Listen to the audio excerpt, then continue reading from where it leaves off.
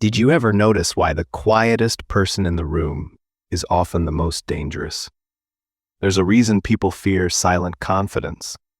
In this video, you'll learn exactly why the quietest person often holds the most power without saying a word. We'll break down how you can build the same silent dominance using posture, eye contact, and strategic silence, backed by psychology. Explain step by step. Silent confidence is built on 3 pillars: presence, posture, precision. Let's start with presence. Social psychologist Amy Cuddy found something fascinating. People who hold strong, open postures feel more confident and are perceived as more powerful. But presence isn't just about how you stand, it's about how you exist in a room. Most people fidget. Their body tells that I am really, really nervous. But silent confidence moves slow. Every motion is deliberate. That's what makes it scary. Watch a lion. It doesn't pace, it waits, still, eyes fixed. That's presence. And it tells everyone, I don't chase, I attract. Now let's talk about posture. Harvard studies show posture influences how others see you and how you see yourself. A straight spine, relaxed shoulders, feet planted, chest open. It's simple, but rare.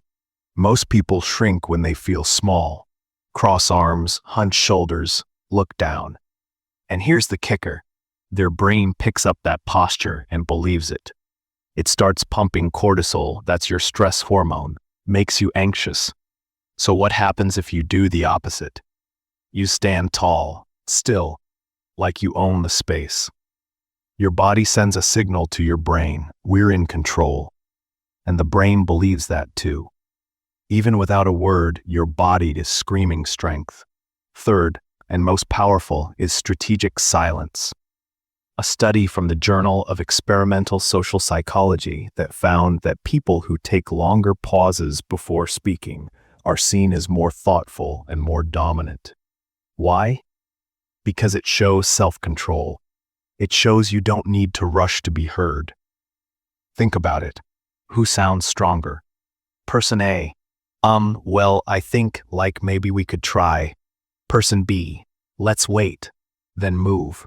Short, quiet, decisive. Now here's where this becomes dangerous, in a good way. When you walk into a room and your body is grounded, your eyes calm, and your words rare but sharp, people feel it. Not consciously, but their brains pick up the cues. You're not performing. You're not begging for attention. You don't need their approval. That creates mystery. And humans fear what they can't read. Now let's talk about the problem most people face. They confuse silence with weakness.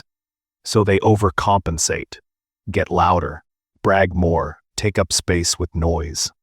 But loud confidence is like fast food. It fills you for a second, but then it's gone. Silent confidence is like a slow-cooked meal. Takes longer, hits deeper. But the question is, how do you build that if you've always been the anxious one? You start small with micro decisions.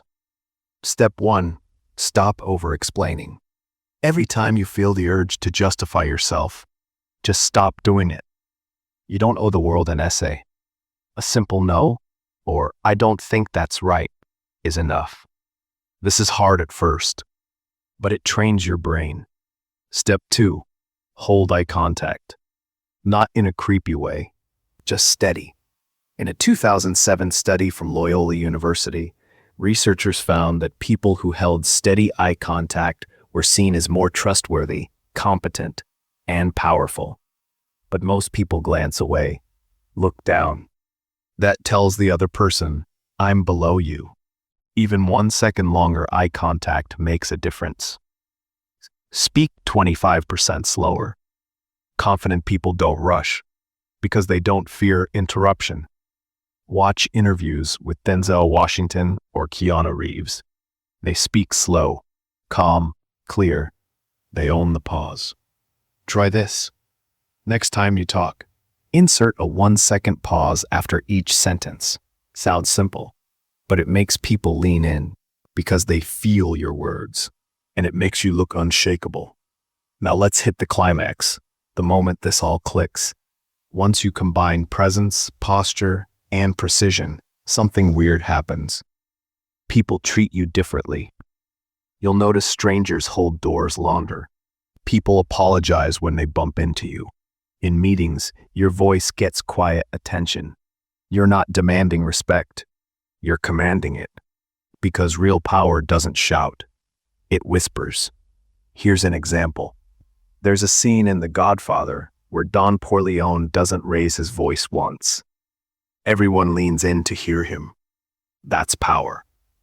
Now, I'm not saying become a mob boss, but the principle is the same. The less you need attention, the more people give it to you. And this isn't just opinion. Dr. Robert Cialdini, in his book Influence, talks about the power of scarcity. When something or someone is rare, it becomes valuable. So if you talk less, but say more, you become that rare thing.